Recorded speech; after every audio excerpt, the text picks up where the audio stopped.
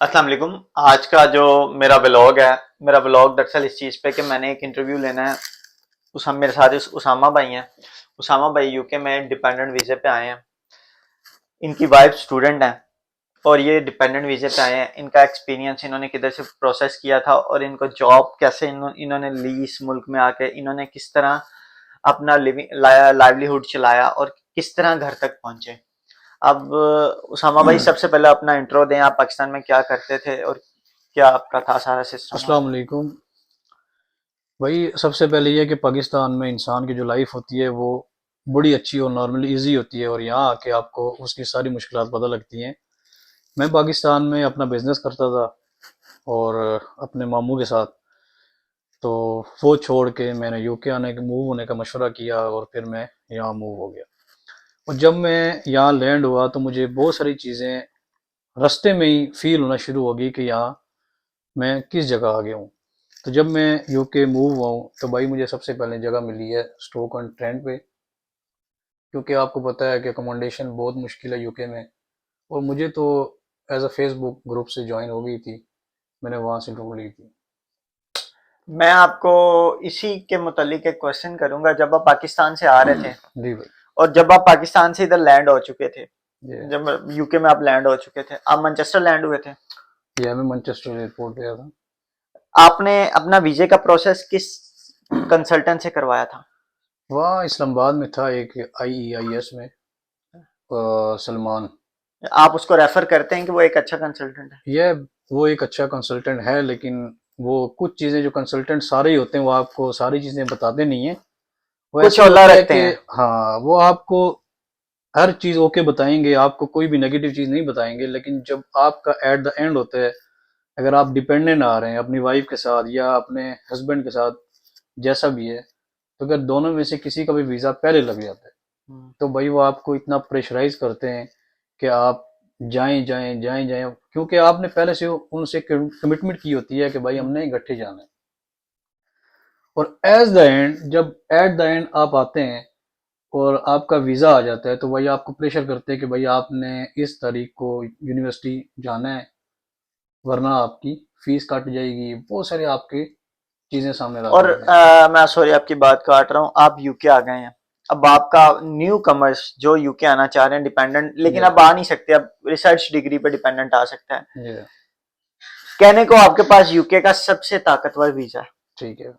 ठीक है, इस चीज का आपको भी पता है कि आपके पास यूके का सबसे ताकतवर वीजा है। क्या यूके में अपॉर्चुनिटीज हैं न्यू कमर्स के लिए। देखें, मेरा मशवरा तो उन सबको यही है कि अगर वो आना चाह रहे हैं, यूके मूव होना चाह रहे हैं, तो भाई वो किसी प्लान के तहत हैं।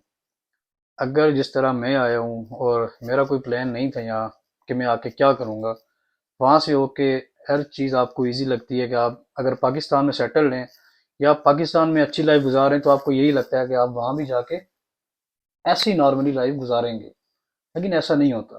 Things are change. ये बहुत सारी चीज़ें आपकी ऐसे चेंज हो जाती हैं कि जब आप एयरपोर्ट से लैंड करके नीचे आ जाते हैं ना, तो आपकी दुनिया ही बदल जाती है। और यहाँ तो भाई ये सीन होता है कि आप आ गए हैं, अगर आपको जानने वाला कोई नहीं है, आपका पहचान कोई नहीं है, दोस्त यार कोई नहीं है, तो भाई आप अगर विद फैमिली भी हैं तो आपको बहुत सारी मुश्किलात हैं। और जॉब के बारे में क्या आपका आपके व्यूज हैं कि जॉब जॉब यहाँ मिल जाती है देखें, अच्छी। जितने भी लोग आते हैं वो डेफिनेटली उनको NI पे जॉब मिलती नहीं है, क्योंकि यहाँ प्रोसेस इतने लंबे हैं कि अगर लोग अप्लाई करना शुरू करते हैं तो 15-15 20-20 दिन बाद मेल का रिप्लाई आता है। हम्म। जैसे कि NI अप्लाई करना है आपने, अगर कहीं कहीं भी जॉब करनी है, तो उसके लिए आपको नेशनल इंश्योरेंस नंबर चाहिए होता है, बिल्कुल। और वो आपको मस्ट होता है अगर आपने NI की जॉब करनी है। तो भाई अगर आप नेशनल इंश्योरेंस नंबर नहीं है तो आप तब तक फ्री हैं।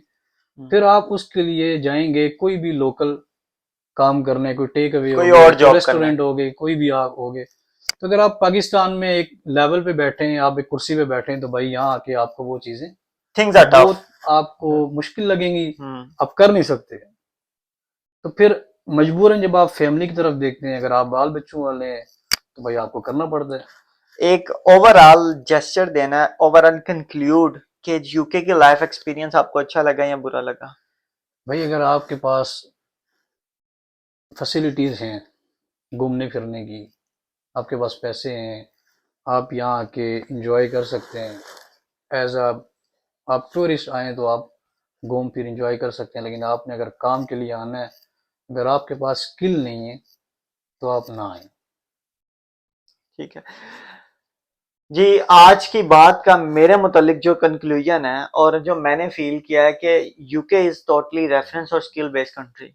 इधर गोरा भी 9 to 5 जॉब करता है और आपको भी डेफिनेटली आके करनी पड़ती है। Business is something else. अगर कोई बिजनेस की नीयत से आता है उसको थोड़ी सी हार्डशिप बर्दाश्त करनी पड़ती है, लेकिन जिसको अपना किचन चलाना है ना, उसको जॉब करनी पड़नी है और मेहनत करनी पड़नी है इस मुल्क में सक्सेसफुल होने के लिए। Thanks for watching this video. इंशाल्लाह ताला वीडियोस आती रहेंगी। Please like share and subscribe to my YouTube channel for get regular updates and कुछ देर के लिए अपना ख्याल रखिएगा। अल्लाह हाफिज।